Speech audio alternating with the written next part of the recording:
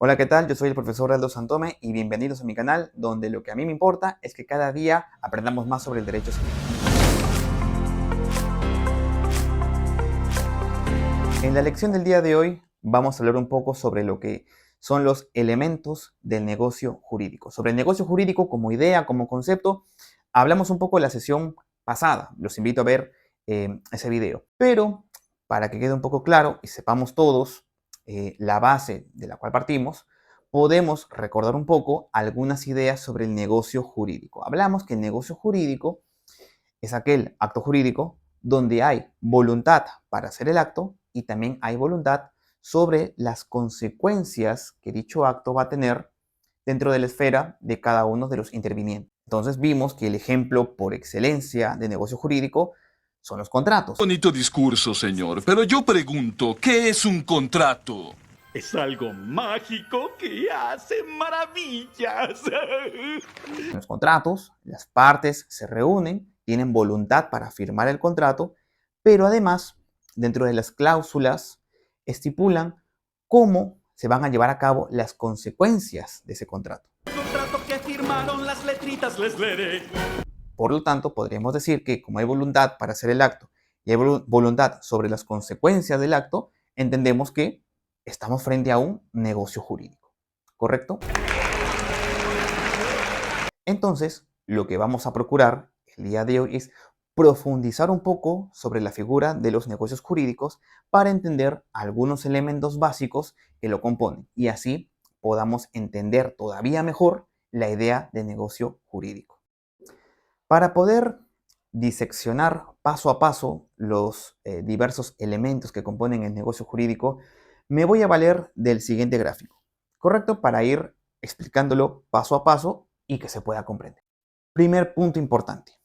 ¿Quiénes pueden participar de la concreción de negocios jurídicos? El Código Civil nos dice que solamente ciertos entes con plena capacidad de ejercicio pueden participar de la elaboración de negocios jurídicos. ¿Quién, yo?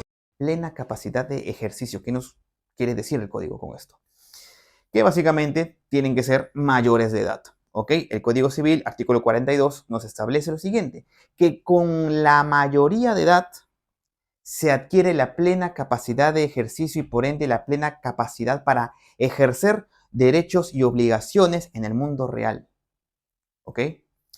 Cabe indicar que cuando alguien es menor de edad, obviamente no puede firmar contratos. Mi clienta mintió sobre su edad. Solo tenía 17 años cuando se casó. Era menor de edad. Obviamente no puede apersonarse a procesos judiciales. Requiere, debido a su edad, debido a su desarrollo progresivo, la ayuda de sus padres. Ningún menor puede firmar contratos legales sin el consentimiento de sus padres, incluyendo Acuerdos prenupciales. acuerdos prenupciales. Este contrato es nulo. Pero ¿qué ocurre cuando cumple 18 años? Cuando cumple 18 años y adquiere plena capacidad de ejercicio, ya puede, ahora sí, participar de manera directa en los negocios jurídicos que van a ser relevantes para su vida. Debe ser genial ser grande. Cuando sea grande, haré lo que yo quiera. Ahora, un segundo apunte que merece la pena mencionar en este punto es el siguiente. ¿Qué ocurre con las personas con discapacidad? Muchas veces se suele cuestionar que ciertas personas que tienen una discapacidad intelectual no son plenamente capaces de poder discernir, entre comillas, lo que es bueno o malo para ellas y por lo tanto no tendrían que participar de manera directa en negocios jurídicos. Sobre el particular, el Código Civil hasta hace unos años iba por esa tendencia. Se exigía a las personas con discapacidad intelectual que estuvieran representadas por un curador o representante legal para recién ahí, a través de su representante, participar, por ejemplo, de la firma de contratos, entre otras cosas. Sin embargo, es a partir del 2018, con el Decreto Legislativo 1384, que se modifica el Código Civil y por el contrario, ahora lo que ocurre es lo siguiente, se reconoce y se presume que las personas con discapacidad, inclusive discapacidad intelectual, tienen plena capacidad de ejercicio y por lo tanto sí pueden participar en la elaboración de negocios jurídicos sin que tenga que intervenir ningún tipo de representante legal. Es decir, a diferencia de lo que se pensaba hace mucho, Ahora la tendencia está en lo siguiente, que las personas con discapacidad sí pueden tener plena noción sobre lo que ocurre a su alrededor, sí pueden comprender, tal vez no de la misma manera que lo hace una persona sin discapacidad, pero sí pueden comprender lo que les ocurre. Y obviamente pueden intervenir, porque muchas veces son sus derechos los que van a ser evidentemente expuestos. Por lo tanto, sí es importante que ellos mismos tengan participación dentro de lo que puede ocurrir en su esfera de derechos y obligaciones. Por lo tanto, ahora se reconoce que las personas con discapacidad sí pueden intervenir sin la necesidad de un representante. Lo que sí podría ser permitido en todo caso es que las personas con discapacidad en todo caso tengan la ayuda o el acompañamiento de un apoyo. El apoyo va a servir, que muchas veces son familiares o amigos, va a servir para que la persona con discapacidad pueda comprender de una manera más sencilla los diversos negocios jurídicos en los que podría participar. No va a reemplazar su voluntad, va a tratar de que la voluntad de la persona sea totalmente respetada y que la persona pueda comprender adecuadamente lo que está ocurriendo a su alrededor. Entonces, primer punto dentro del esquema, que solamente personas capaces, es decir, con plena capacidad de ejercicio, pueden participar de la elaboración de negocios jurídicos. Entonces, el primer elemento que va a ser totalmente relevante para el estudio del negocio jurídico es la capacidad. Tenemos que ver que la gente que interviene tenga plena capacidad, ¿correcto? Habiendo visto el primer elemento, vamos ahora al segundo, ¿correcto? Como segundo elemento, para entender la idea de negocio jurídico, vamos a entrar ahora a revisar lo que es la fase interna de la persona. Todos nosotros, evidentemente, tenemos intereses particulares. Todos nosotros queremos algo en este mundo. Conseguir un trabajo, conseguir un carro, un departamento, queremos vender algo, etcétera, etcétera. Hay que comprender que para que esta voluntad interna sea plenamente válida, tiene que cumplir ciertos requisitos. No es que cualquier voluntad interna que yo pueda tener va a ser válida. No, hay que ver paso a paso. Primer punto importantísimo. La voluntad interna, es decir, la voluntad que yo tengo para mí mismo, tiene que ser libre. ¡Soy libre! Pensemos en el siguiente supuesto. Pensemos que alguien me está amenazando físicamente para que yo firme un contrato de venta de esta casa. ¡Anda, Shrek! ¡Firma! No tienes plena voluntad sobre lo que estás haciendo. Entonces, si yo firmo un contrato siendo amenazado o siendo violentado por una persona que me obliga a firmar, evidentemente, por más de que mi firma esté ahí, yo tengo que decir, oye, no ha habido una real voluntad interna. ¿Por qué? Porque la voluntad que yo supuestamente manifesté no era plenamente libre, no había plena libertad de mi parte para poder emitir esta firma. Por lo tanto, yo tendría que decir que esto es completamente nulo. ¡Esto no era parte del trato! Entonces, primer punto importante, la voluntad interna tiene que ser libre. Es lo que se conoce como voluntad de obrar. No tiene que haber coacciones, no tiene que haber ningún tipo de violencia física. ¿Ok? Segundo punto importante para poder hablar de voluntad interna. La voluntad tiene que ser seria. Es decir, tiene que haber un ánimo real de querer vincularme con otra persona. Es lo que se conoce como voluntad de declarar. ¿Ok?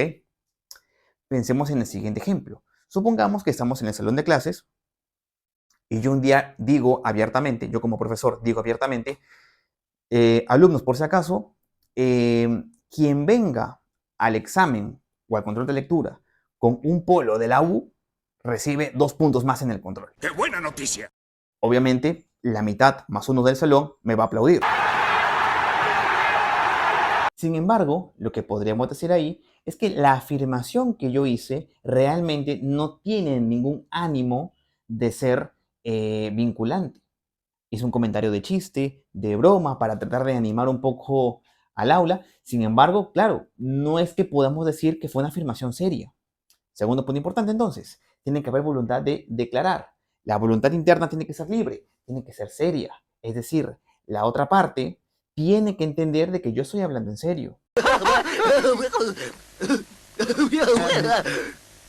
Creo que está hablando en serio. Ahora, la voluntad interna, aparte de libre y aparte de seria, tiene que ser forjada libre de vicios de voluntad, ¿correcto?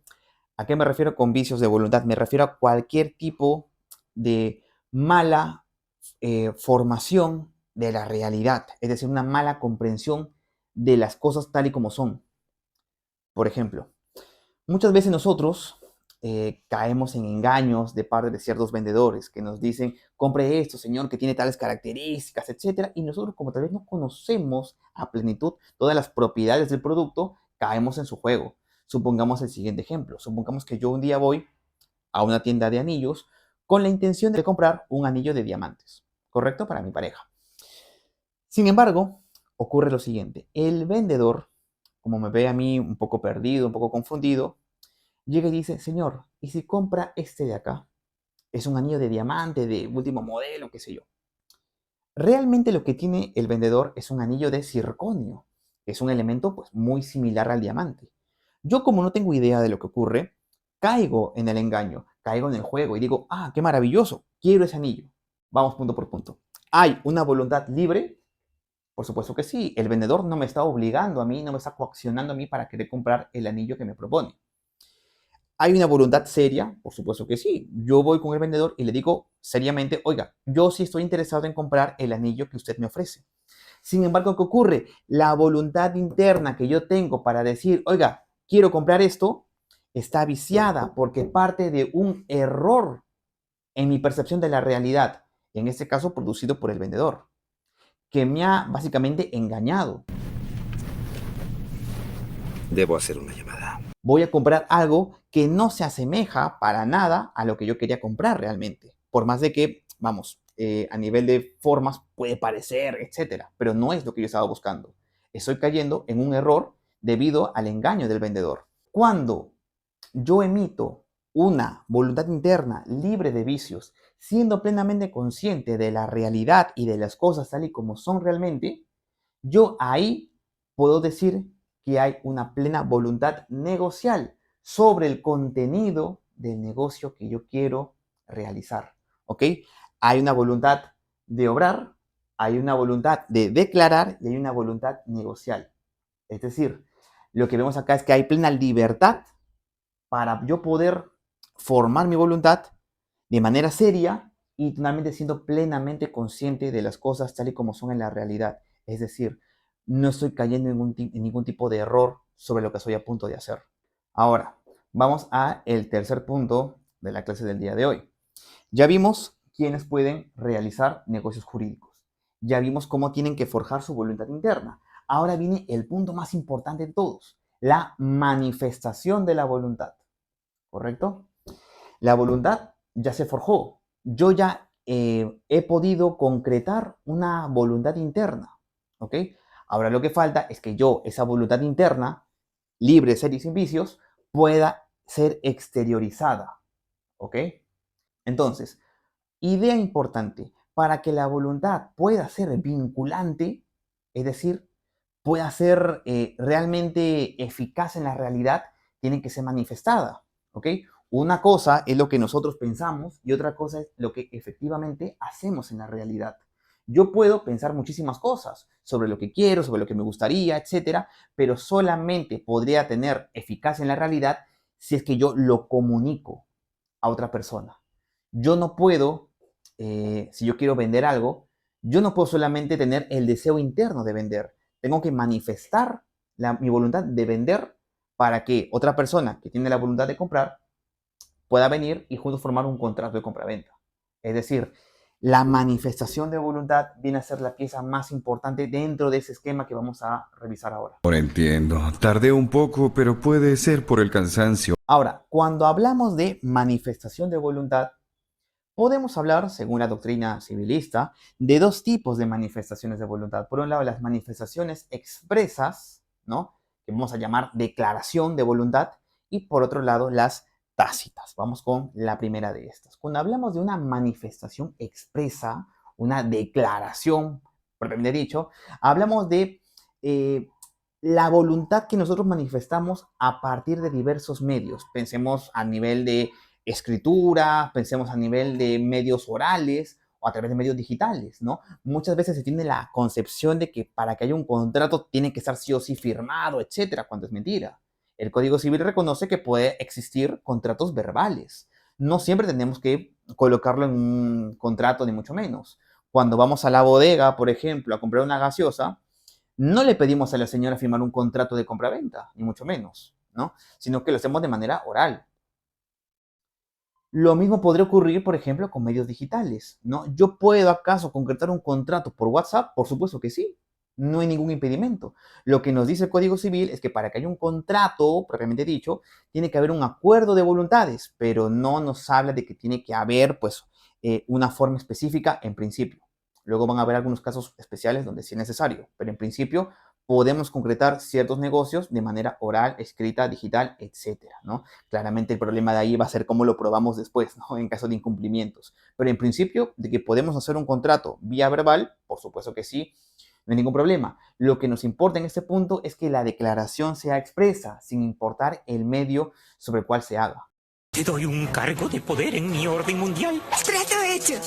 La doctrina y el Código Civil reconoce que también podrían haber ciertas manifestaciones de voluntad que no tienen que ser necesariamente expresas, ¿no? Sino que pueden ser tácitas. Sin embargo, lo que nos van a pedir es que estas manifestaciones tácitas, digamos, sean aquellos comportamientos indubitables o conductas que de alguna manera nos pueden dar a indicar la real voluntad de la persona, ¿ok?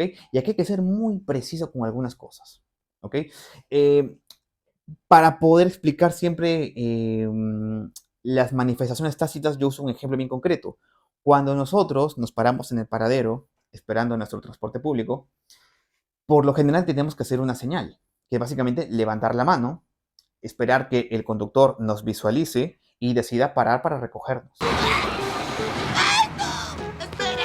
¡Alto autobús! ¡Ah, no otra vez! Yo ahí no le estoy indicando nada. No es que tenga un cartel donde le digo, señores, soy interesado en hacer un contrato de servicios mediante el cual usted me va a llevar a tal punto, ni mucho menos. Basta que yo levante mi mano en el paradero para que el conductor automáticamente piense, ajá, aquí hay una voluntad realmente de querer forjar un negocio jurídico para que yo traslade a ese individuo hasta determinado punto en mi ruta. A eso vamos a llamar entonces declaración tácita. Algunos lo llaman manifestación en sentido estricto, pero bueno, son precisiones, ¿no? Entonces, podemos ver en este punto que para que haya una manifestación de voluntad, bien podemos utilizar medios expresos, como la escritura, por ejemplo, o bien podemos hacer también esto a partir de ciertas conductas. Lo mismo podría ocurrir con otro ejemplo clásico. Pensemos en una pedida de mano. Pensemos que en ocasiones uno de los esponsales, de los novios, va a proponerle matrimonio al otro, ¿ok? En ese tipo de circunstancias, pues es ya un clásico que esa persona se arrodille con el anillo, ¿no?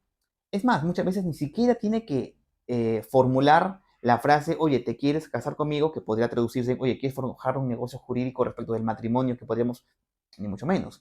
Basta la mera conducta para que la otra persona pueda percibir la intención, la voluntad interna del otro esponsal y así aceptar o rechazar la propuesta. Ni que sí.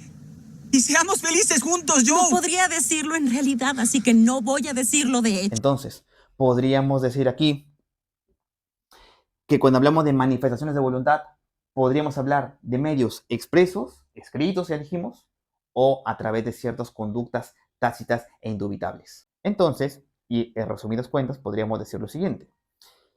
Si bien luego hay otras disputas doctrinarias que nos hablan de elementos como la formalidad, el objeto, la causa, etc., en un plano bien básico y elemental podríamos distinguir tres elementos básicos del negocio jurídico. Por un lado, el agente capaz, ¿ok? Por otro lado, la voluntad interna, que tiene que ser libre, seria y sin vicios. Y por otro lado, la manifestación de esa voluntad, que puede ser expresa o que puede ser tácita, ¿correcto? Supongamos que una persona, un agente plenamente capaz, tiene la voluntad interna de vender su departamento. Lo manifiesta, por ejemplo, colocando un aviso en Facebook, qué sé yo, o en cualquier portal inmobiliario.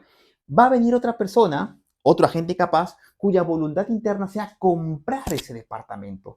Va a manifestarlo mandándole un mensaje, oye, me gustaría comprar tu propiedad, ¿te parece si voy? Qué sé yo, etcétera. Se van a juntar ambas partes y van a transcribir esas manifestaciones de voluntad en un contrato de compraventa. La voluntad, por un lado, de vender y por otro lado, la voluntad de comprar, ¿ok? Para finalmente concretar ese negocio jurídico. Hay voluntad sobre el acto en sí y hay voluntad sobre los efectos que van a ser producidos por ese acto, por ese contrato de compraventa. Y ya con lo último estamos terminando la lección del día de hoy. Ha sido una lección un poco tediosa, pero era necesaria. ¿Debido a qué? A que es la plena comprensión de los elementos básicos del negocio jurídico lo que nos va a ayudar a nosotros a luego, posteriormente, a hablar ya de teoría de invalidez e ineficacia. Cómo atacar los negocios jurídicos que son claramente nulos, por ejemplo. Aunque claro, eso ya será materia de un nuevo video. Los invito a suscribirse si no están suscritos. Muchísimas gracias por su atención. Si tienen sugerencias, comentarios para próximos videos, los pueden dejar acá en la sección de comentarios. Yo soy el profesor Aldo Santome y nada, que estén bien. Chao, chao.